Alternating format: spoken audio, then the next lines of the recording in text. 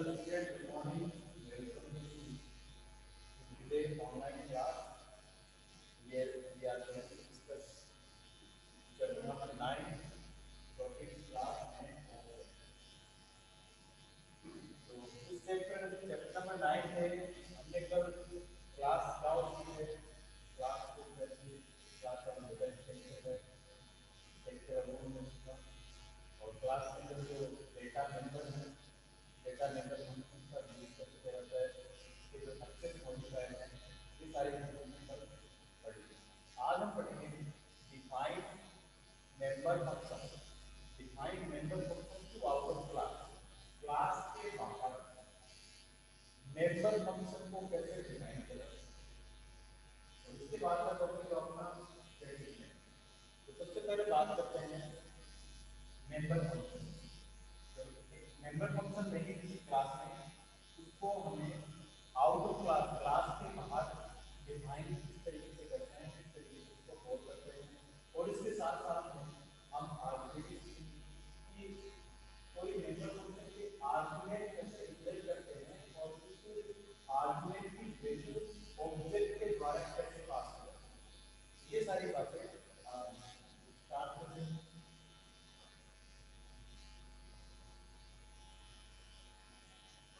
तो इसके लिए मैं एक प्रोग्राम बनाता हूँ, प्रोग्राम को हम समझेंगे। सबसे पहले है इनपुट,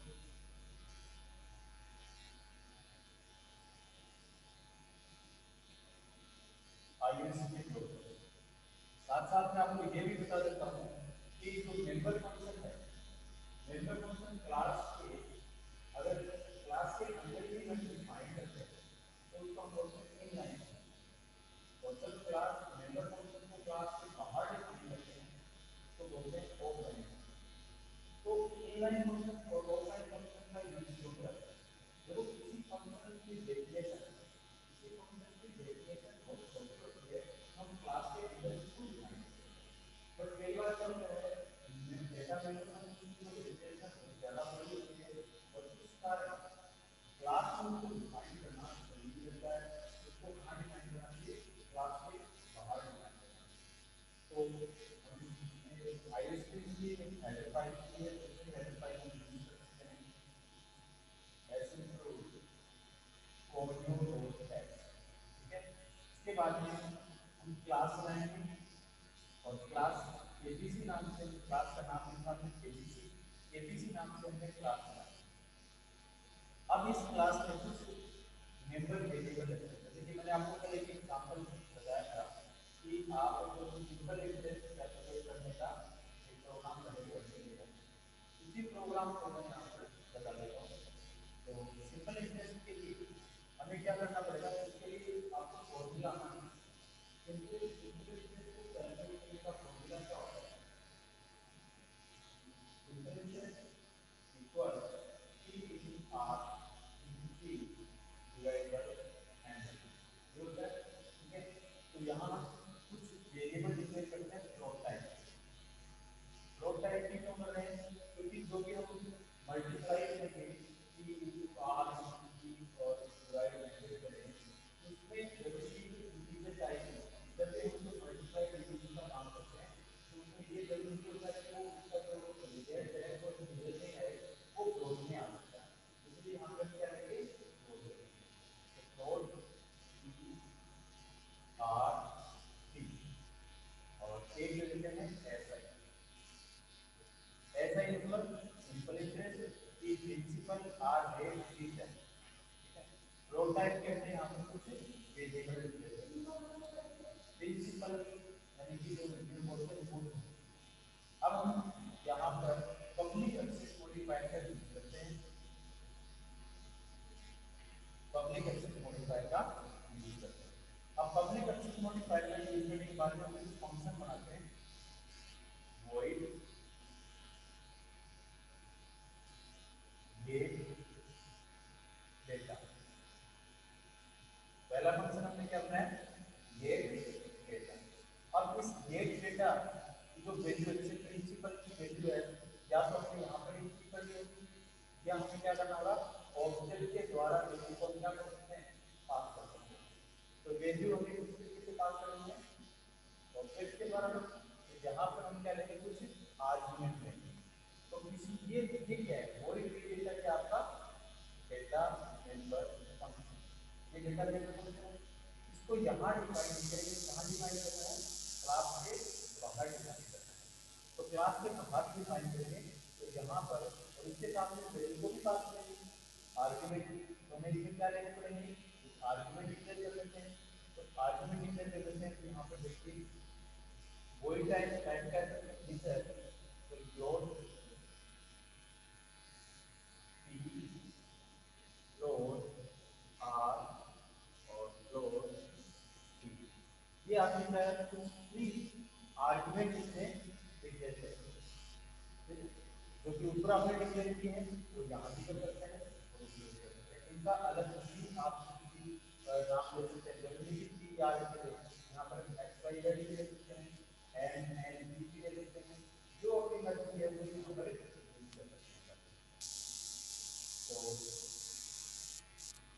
चलो मैं दूसरे लेता हूँ, फिर जो कंफ्यूजन है एक्स वाई जेड वो अपना करते हैं। और इसके साथ में इसको मैं यहाँ पर लगाता हूँ सेमीकोलन। सेमीकोलन की मीनिंग क्या है कि देखो डेटा टाइप फंक्शन बनाते हैं आर्गुमेंट लेते हैं, अब नेक्स्ट स्टेप होती है उसको डिफाइन करना। बट अगर डिफाइन करते हैं इसको क्लास के आउट है, तो यहाँ पर मैंने क्या कर दिया, इसको दूसरा एक फंक्शन बना दिया void get या फिर get display display इसका मतलब मैंने कोई भी ले सकते हैं, जैसे मैंने यहाँ पे get display किया, आप अपने अकॉर्डिंग ले सकते हैं और इसको मैंने क्लोज कर दिया, ठीक है। तो ये मैंने यहाँ पे कितने फंक्शन बनाए, एक get data और एक get display। get display argument मैंने 0 आर्गुमेंट किया है। अब यहाँ पे इसको ब्लैंक ब्लैंक छोड़ने को यहाँ पर void है, तो आप void का और एक फंक्शन बनाया मैंने गेट डेटा। तो यहाँ पर मैंने दो फंक्शन बनाए हैं और फिर ये अपनी क्लास का आउटपुट क्लास को देता हूँ मैं वन, ठीक है। तो अपना टॉपिक क्या था कि जो मेंबर फंक्शन है उसको क्लास के आउटसाइड कैसे डिफाइन करें और आर्गुमेंट की वैल्यू कैसे पास करके पहुंचे। तो सबसे पहले हमें क्लास के आउटसाइड मेंबर फंक्शन को डिफाइन करना है। मेंबर फंक्शन को किस तरीके से डिफाइन करते हैं,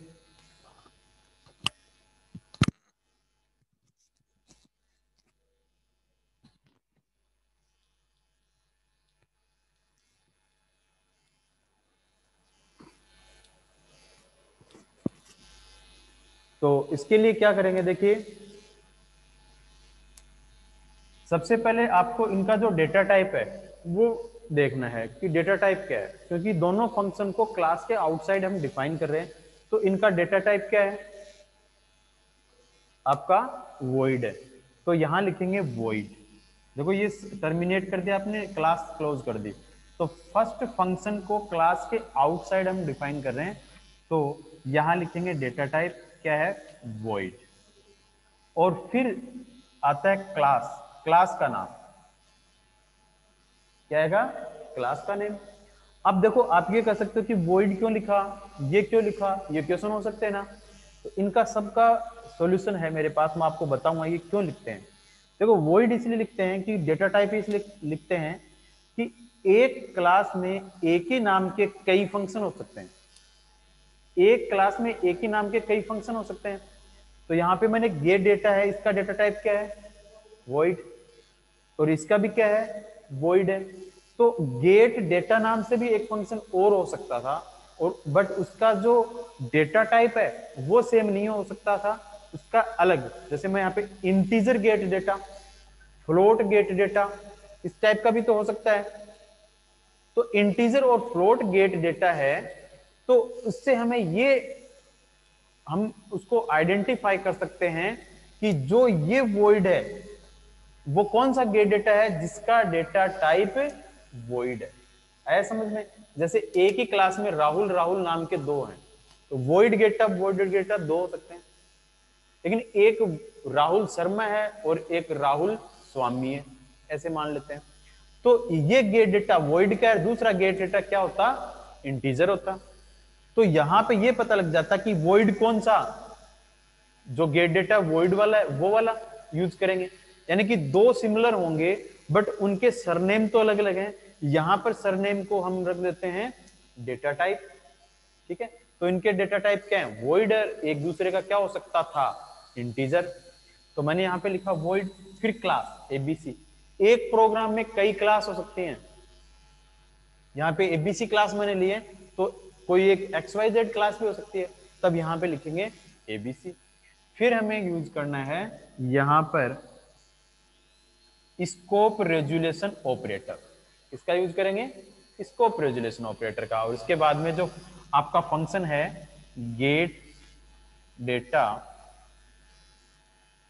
ये फंक्शन का नाम लिखेंगे, और इसमें जो आर्गुमेंट हैं वो आर्गुमेंट ले सकते हैं, float x, float y, float z, ठीक है। अब यहाँ पे सेमीकोलन नहीं लगाना है, क्यों, क्योंकि अब तो इसको डिफाइन कर रहे हैं ना। अब इसी फंक्शन को मैंने यहाँ पे लिखा है, और अब इसकी डेफिनेशन स्टार्ट करते हैं। डेफिनेशन में क्या लिखना है, डेफिनेशन में ये लिखेंगे कि जो x है ना, इसकी वैल्यू तो किसके इक्वल कर देते हैं, x की जो वैल्यू आएगी वो किसके इक्वल है, p के इक्वल कर देते हैं। x की वैल्यू कहां पे चली जाएगी, p के पास। फिर है y की वैल्यू किसके पास चली जाएगी, r के पास। और z की वैल्यू किसके पास ट्रांसफर हो जाएगी, t के पास। वैल्यू ट्रांसफर कर दिया अपन ने। इसके बाद में हमें क्या करना है, ऐसा ही जो यहां पर था, ठीक है। तो इसमें एक चीज और बताऊं, ऊपर न डिक्लेयर करके आप इसके अंदर भी डिक्लेयर कर सकते हैं, बट ऊपर आपने डिक्लेयर कर रखा है, कोई दिक्कत नहीं है, ठीक है। तो ज्यादा बेटर कौन सा रहेगा, इस SI को यहां से क्या कर देते हैं, हटा देते हैं, और यहां डिक्लेयर कर देते हैं। तो मैं यहां लिख देता हूं फ्लोट SI, और फिर P equal X, R equal Y, और T इक्वल Z, ठीक है। ये मैंने किया। अब फ्लोट SI को मैंने डिक्लेयर किया इसके अंदर, कोई बात नहीं, यहां कर सकते हैं, एक ही बात है, बट ज्यादा जो बेटर होता है वो उस फंक्शन के अंदर ही डिक्लेयर किए तो ज्यादा बेटर होता है। अब देखो SI, अब हमें फॉर्मूला लगाना है, SI equal P into R into T, इनको ब्रैकेट में लेके और डिवाइड कर देते हैं 100 से, ठीक है। तो ये आपने क्या किया, सिंपल इंटरेस्ट कैलकुलेट कर लिया, और इसको कर देते हैं क्लोज। तो इस फंक्शन जो गेट डेटा था उसके अंदर हमने, गेट डेटा फंक्शन तो किसका था, मेंबर फंक्शन था किसका, एबीसी क्लास का, बट उसके सामने हमने क्या लगा दिया, सेमीकोलन लगा दिया, उसको हमने प्रोटोटाइप बना दिया। क्यों बनाया, क्योंकि उसको हमें क्लास के अंदर डिफाइन नहीं करना था, क्लास के बाहर डिफाइन करना है। तो हमने क्लास के बाहर डिफाइन करने का तरीका ये देखा, सबसे पहले डेटा टाइप, फिर क्लास का नाम, स्कोप रेजोल्यूशन ऑपरेटर, फंक्शन का नाम, उसके आर्गुमेंट, और जो आर्गुमेंट है वो हमने इसके इक्वल कर दिए, और इक्वल करने के बाद में इसको यहाँ पे फॉर्मूले का यूज किया है, ठीक है। ये तो हो गई बात इस फंक्शन की। अब बात करते हैं दूसरे फंक्शन जिसका नाम है गेट डिस्क। अब गेट डिस्क को हम क्या करेंगे, डिफाइन करेंगे। चलो ये प्रोग्राम कंटिन्यू, मैं ऊपर से इसको क्या कर रहा हूं, हटाता जा रहा हूं।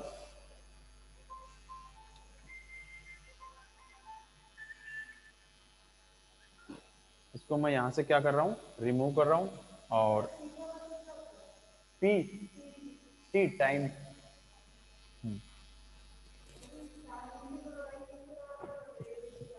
किसका, स्कोप रेजुलेशन ऑपरेटर है ये। किसी फंक्शन को, हम किसी फंक्शन को क्या करते हैं, आउटसाइड डिफाइन करते हैं।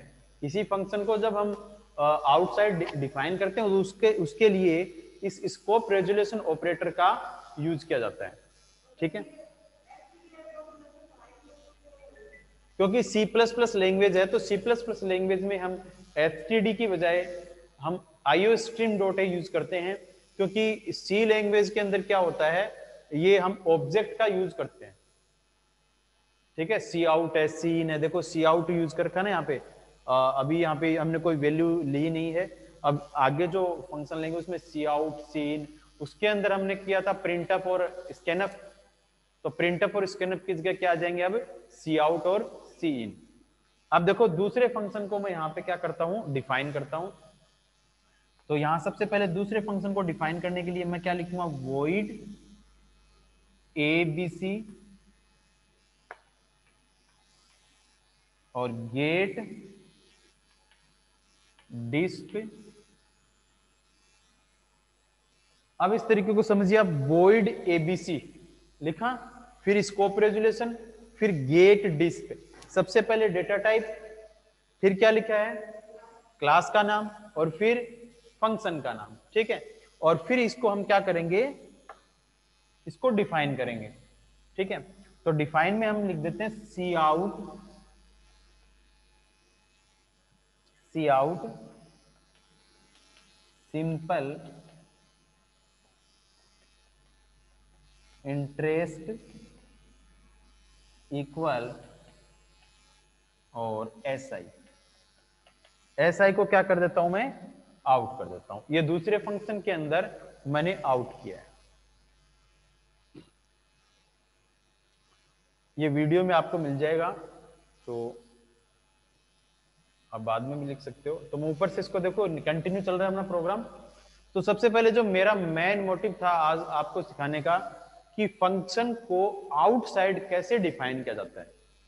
तो क्लास यहाँ पे क्लोज हो गई थी, और इन फंक्शन की ये सारी बातें हैं, ये इसके अंदर भी लिख सकते थे अपन, बट अगर बाहर करें तो हमें ये लिखना पड़ेगा, ये सिंटैक्स लिखना पड़ेगा, void ABC scope resolution operator function का नाम। तो दूसरे फंक्शन को भी मैंने यहाँ पर कॉल कर दिया है। तो मैंने दोनों फंक्शन को यहाँ पर क्या कर दिया है, डिफाइन कर दिया है। अगली स्टेप अपनी होगी ऑब्जेक्ट को क्रिएट करना और इन फंक्शन को कॉल करना। तो देखिए आगे अपने पास यहाँ पे जगह बची हुई है थोड़ी सी, तो मैं इसी में यूज कर लेता हूं।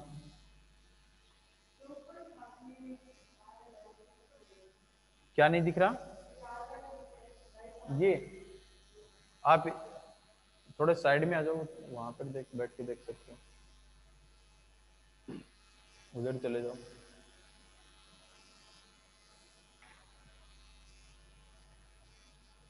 अब देखो एक बार समझ लीजिए आप, फिर साथ साथ में अगर बाद में लिख लेना। अब हम करते हैं मेन प्रोग्राम को स्टार्ट। तो मेन प्रोग्राम को स्टार्ट करने के लिए हमें क्या करना पड़ेगा, यहाँ पे वॉइड मैन, क्या लिखेंगे, वॉइड मैन, और इसको स्टार्ट करते हैं। अब यहां पर हमें क्या करना है, ऑब्जेक्ट क्रिएट करना है।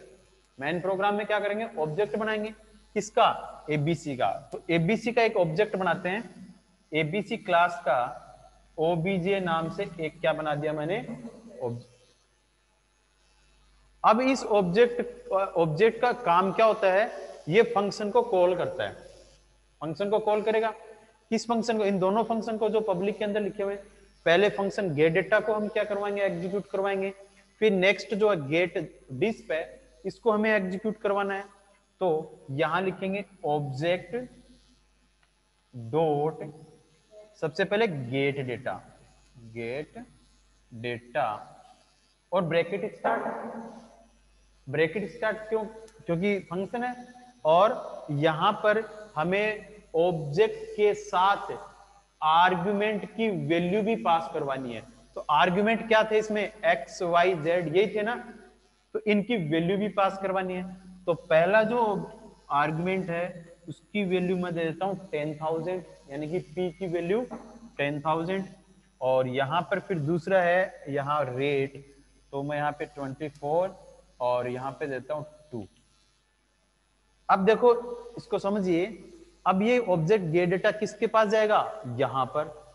ये बोलेगा भाई मैं प्रोटोटाइप है इस यहाँ पे डिफाइन नहीं किया हुआ, तो ये क्या करेगा, यहां भेज देगा इसको कि भाई इसकी डेफिनेशन देखने के लिए आप यहां पर जाओ, मेरे को क्लास के आउटसाइड डिफाइन किया गया है। तो यहां पर ABC कंट्रोल यहां पर आएगा, आने के बाद में इसको डिफाइन करेगा। तो ये इसको एग्जीक्यूट कर रहा है, इसको एग्जीक्यूट किया तो यहां पर देखिए जो वैल्यू है वो 10,000 किस में स्टोर हो जाएगी, एक्स में, 24 वाई में, और 2 जेड में आ गई। फिर यहां पर देखो इसके डेफिनेशन चेक करते हैं, सबसे पहले फ्लोट SI, फिर x की जो वैल्यू है वो किस में ट्रांसफर हो रही है, P में। x की वैल्यू क्या थी 10,000, y की वैल्यू थी 24 और z की वैल्यू थी 2। ये सारी P R और T PRT में स्टोर हो गई ना।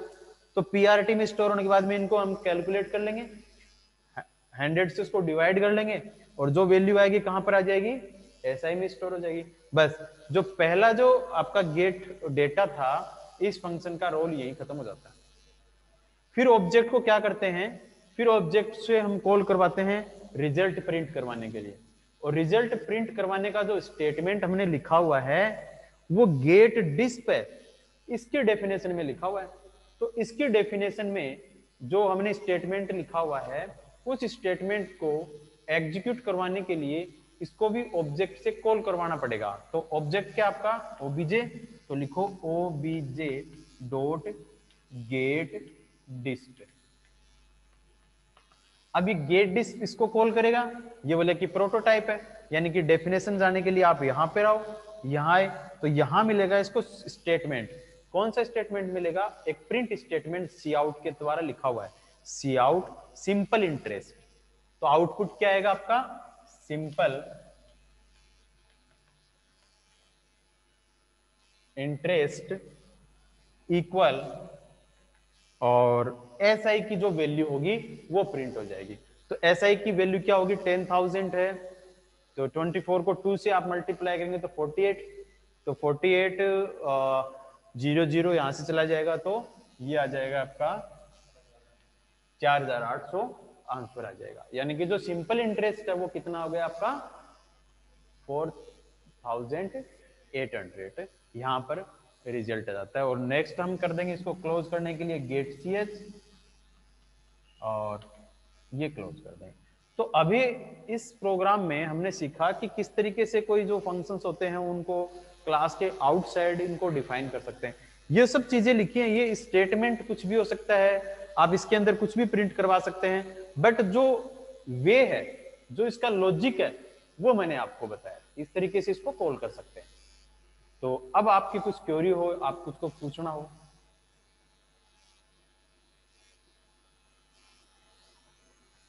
सिंपल प्रोग्राम है, स्टार्टिंग का प्रोग्राम है। अब आगे जो प्रोग्राम करेंगे हम स्टैटिक मेंबर का है, स्टैटिक डेटा मेंबर है।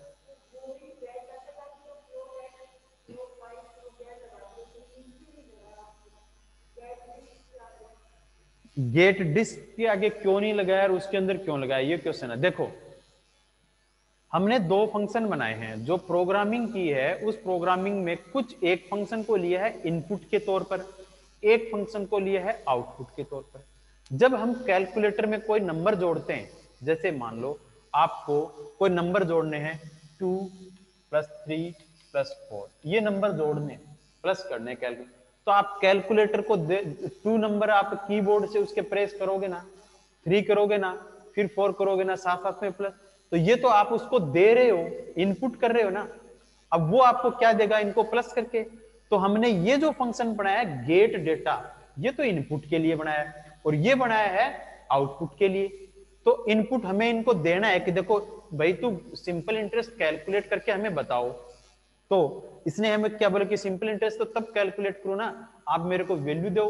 तो x की वैल्यू ले ले, y की ले ले और z की वैल्यू ले ले, यानी कि PRT आपको दे रहे हैं अपन, इसके थ्रू हमने पास करवा दी वैल्यू, और इसने रिटर्न में हमने क्या दे दिया, SI। तो हमने इसको रिप्रेजेंट किया है इनपुट और इसको रिप्रेजेंट किया है एज ए आउटपुट। तो यहां पर हमने सिंपल इंटरेस्ट को आउट किया। तो देखो इस फंक्शन की डेफिनेशन में हमने पूरा क्या लिखा है, इनपुट सिस्टम, और इस फंक्शन की डेफिनेशन में हमने लिखा है आउट। तो इसलिए इसमें देने की जरूरत नहीं, क्योंकि तो ये हमें देगा, हम इसको क्या देंगे, ये 3 नंबर्स यानी कि 3 जो नंबर्स की जो वेरिएबल की जो वैल्यू है वो इनपुट करेंगे, और ये हमें एक सिंगल देगा, और वो सिंगल भी क्या है, SI की वैल्यू है। तो SI वैल्यू को सिंपल हमने क्या करवा दिया, इनपुट करवा दिया। और कुछ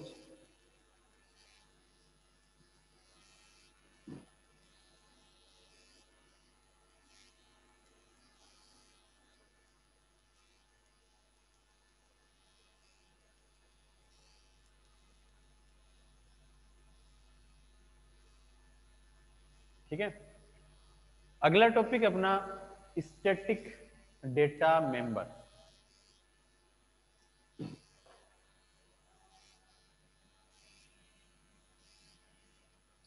अब इस टॉपिक, ये जो प्रोग्राम पढ़ा है इसमें आपको ये समझ में आना चाहिए कि फंक्शन ऑब्जेक्ट के द्वारा किस तरीके से हम डेटा मेंबर फंक्शन को कोई वैल्यू पास करवा सकते हैं, आर्गुमेंट की वैल्यू पास करवा सकते हैं, और किस तरीके से फंक्शन को क्लास के आउटसाइड डिफाइन कर सकते हैं। ठीक है। नेक्स्ट टॉपिक अपना स्टैटिक डेटा मेंबर।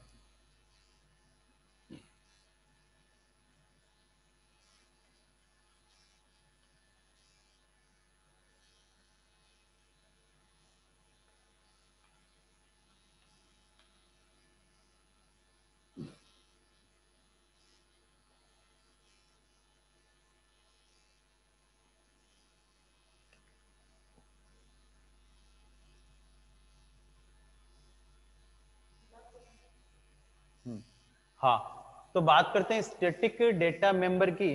तो स्टैटिक डेटा मेंबर क्या होता है? सबसे पहले सिंपल डेटा स्ट्रक्चर की बात कर लेते हैं।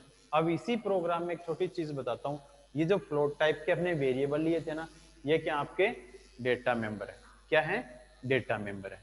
और स्टैटिक डेटा मेंबर क्या, यानी कि अगर आप इनको एज ए स्टैटिक यूज करते हो, तब प्रोग्राम का जो रिजल्ट आएगा उस पर क्या प्रभाव पड़ेगा, क्या इंपैक्ट पड़ेगा, वो हम देख लेते हैं।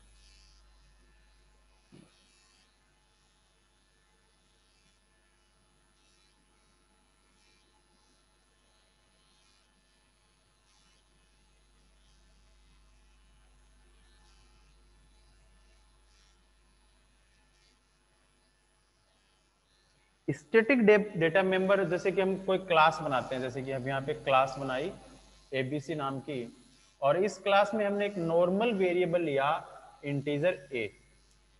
क्या लिया? एक नॉर्मल वेरिएबल डिक्लेयर किया इंटीजर ए। अब इसके साथ में मैं एक दूसरा वेरिएबल लेता हूं स्टैटिक इंटीजर बी। अब यहां पर दो वेरिएबल डिक्लेयर किए हैं, इंटीजर ए और इंटीजर बी। इंटीजर ए एक नॉर्मल वेरिएबल है और इंटीजर बी एक स्टैटिक डेटा मेंबर है। ये डेटा मेंबर, ये स्टैटिक डेटा मेंबर। अब इन पे क्या, दोनों पे अंतर, डिफरेंस क्या है? देखो, स्टैटिक, ये जो डेटा मेंबर होता है, इस एक क्लास बनाने के बाद में हम कई ऑब्जेक्ट बना सकते हैं, ये तो आपको पता ही होगा। और जब कई ऑब्जेक्ट बनते हैं तो उन ऑब्जेक्ट के लिए इस नॉर्मल वेरिएबल की जो मेमोरी का ब्लॉक है वो सबके लिए डिफरेंट बनता है। सबके लिए क्या बनेगा? डिफरेंट बनेगा। जैसे मैं यहां पर कुछ ऑब्जेक्ट डिक्लेयर करता हूं, ये क्लास क्लोज कर देते हैं, और एबीसी टाइप का मैंने यहां पर एक ऑब्जेक्ट बनाया obj1, obj2 और obj3। कितने ऑब्जेक्ट बनाए मैंने यहां पर? 3। अब जब ऑब्जेक्ट 1 इसको कॉल करेगा, यानी इसके लिए इसको एक्सेस करेगा, तब इस ऑब्जेक्ट के लिए इस एक की जो मेमोरी का ब्लॉक है वो इसके लिए सेपरेट रहेगा, इसके लिए अलग, इसके लिए अलग। बट स्टैटिक जो डेटा मेंबर होता है, उनके कितने भी आप ऑब्जेक्ट यूज करो, वो सारे एक, इस बी की जो एक मेमोरी ब्लॉक है, एक ही मेमोरी ब्लॉक को यूज करेंगे। जैसे डायग्राम के थ्रू समझते हैं। अब जैसे इसको कॉल करेगा तो इस ए के यहां पर 3 ब्लॉक बनते हैं इस तरीके से। ये तो बनेगा ऑब्जेक्ट 1 के लिए, ये 2 के लिए, ये 3 के लिए। ठीक है। ये सब की वैल्यू क्या होगी? डिफरेंट। इस ऑब्जेक्ट के लिए वैल्यू हो सकती है डिफरेंट, इस ए की वैल्यू 5 हो सकती है, इसके लिए 6 हो सकती है, इसके लिए 7 हो सकती है। बट यहां पर अगर हम स्टैटिक, स्टैटिक का मतलब होता है एक स्थायी, एक फिक्स। जैसे कंप्यूटर की मेमोरी होती है या फिर मोबाइल आप यूज करते हो, तो मोबाइल में जो मेमोरी होती है, जैसे कि मेमोरी कार्ड है, अब मेमोरी कार्ड क्या है, एक तरह से उसकी फोन की मेमोरी है, उसकी मैन मेमोरी है। उस मैन मेमोरी के अंदर कुछ चीज हम रख देंगे तो वो कोई भी चीज यूज करेगा तो उसके लिए तो वो कॉमन ही होगी, ठीक है। तो वो स्टैटिक है एक, और ये है डायनेमिक, ये यानी कि चेंज होता रहता है, और ये फिक्स रहेगी। यानी इसके लिए एक ही मेमोरी का ब्लॉक क्रिएट होगा जिनको ये तीनों ही जो ऑब्जेक्ट है वो शेयर करेंगे, ठीक है। यानी कि अगर ए की वैल्यू 5 है तो वो ऑब्जेक्ट 1 की वैल्यू 5 है तो यहां इसकी भी वैल्यू 5 होगी, इसकी भी वैल्यू क्या रहेगी 5। बट जो आपका नॉर्मल डेटा मेंबर है उसके लिए डिफरेंट डिफरेंट वैल्यू होंगी। क्यों होंगी? क्योंकि वो तीनों के लिए उनका जो मेमोरी ब्लॉक है वो सबके लिए सेपरेट होता है, और स्टैटिक के अंदर एक ही मेमोरी का ब्लॉक होता है। अगर एक मेमोरी का ब्लॉक होता है, अब देखो इसको एक छोटा सा और एग्जांपल लेते हैं, फिर इसका प्रोग्राम हम करेंगे।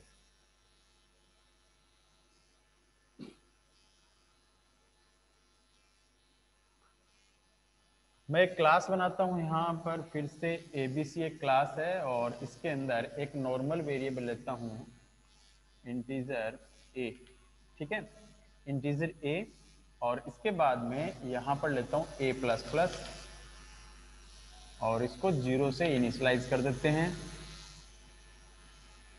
और सी आउट ए सी प्लस प्लस ए प्लस प्लस। अब इसको क्या करते हैं, एग्जीक्यूट करते हैं, इसका ऑब्जेक्ट क्रिएट करते हैं, एबीसी का obj1 बनाया। अब obj1 को ये पब्लिक में लिखा मैंने, ऑब्जेक्ट डॉट ए, इस ए को कॉल किया, ठीक है। सबसे पहले इसको क्या किया हमने, कॉल किया। अब देखो ये डेटा मेंबर है, इसको मैंने यहां से कॉल किया इंटीजर ए को। जैसे इसको कॉल किया और यहाँ पे सी आउट भी करते साथ जाते हैं, साथ साथ में सी आउट ऑब्जेक्ट डॉट ए, इसकी वैल्यू क्या है वो भी देख लेते हैं। फर्स्ट टाइम इसको कॉल किया तो इसको क्या मिला, ए, और जिसकी वैल्यू क्या है 0। कौन कॉल कर रहा है, ऑब्जेक्ट 1, पहले ऑब्जेक्ट ने इसको कॉल किया तो इसकी वैल्यू क्या रही 0। तो सब यहां पे क्या प्रिंट हो जाएगा, 0 प्रिंट हो जाएगा, ठीक है। नेक्स्ट टाइम, अब देखो इसने पहली बार इसने ऑब्जेक्ट 1 ने कॉल किया, यहां पर अपने पास ऑब्जेक्ट 2 है और ऑब्जेक्ट 3 है।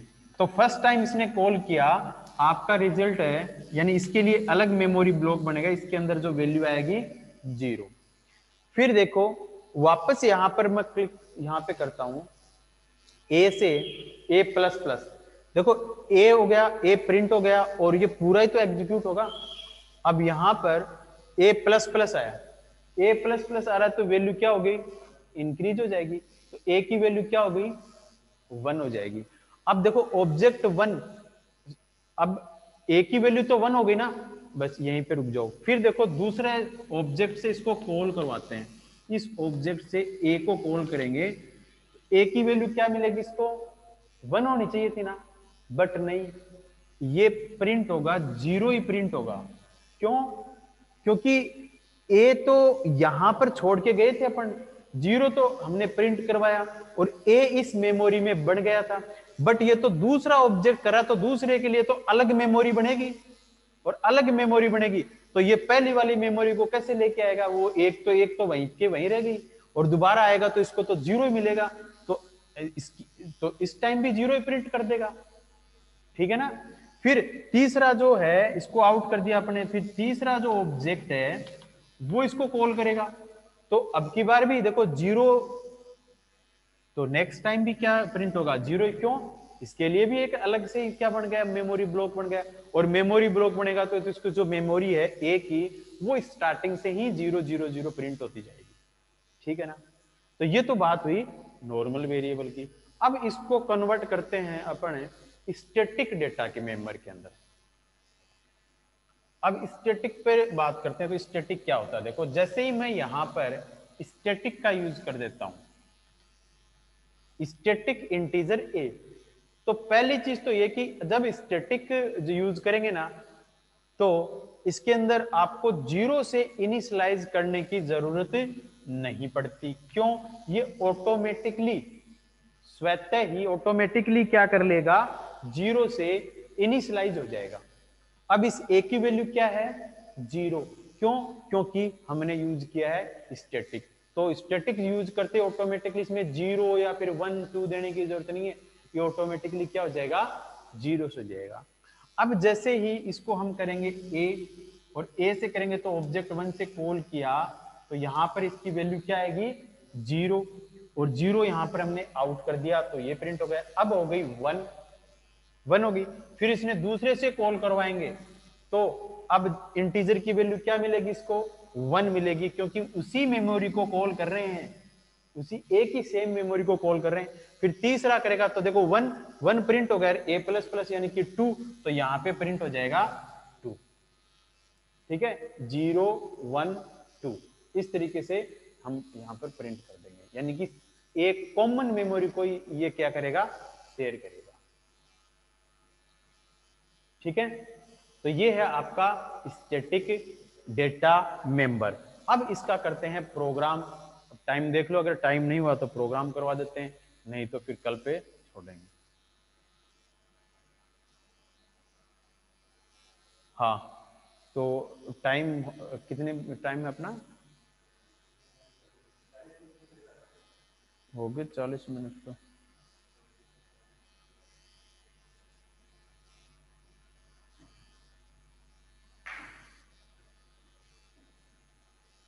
ठीक है, टाइम तो अपना हो चुका है, तो इसका जो प्रोग्राम है वो अपन कल करेंगे। क्यों आ गया ना डेटा मेंबर। अब देखो इसके बाद का टॉपिक है, ये तो डेटा मेंबर की बात की हमने, और डेटा मेंबर की बात की, वैसे हम डेटा मेंबर फंक्शन पढ़ेंगे। फिर एक चीज और आएगी इस टॉपिक में, प्रिंट फंक्शन। बस 2-3 टॉपिक और है, आपका चैप्टर फिनिश हो जाएगा।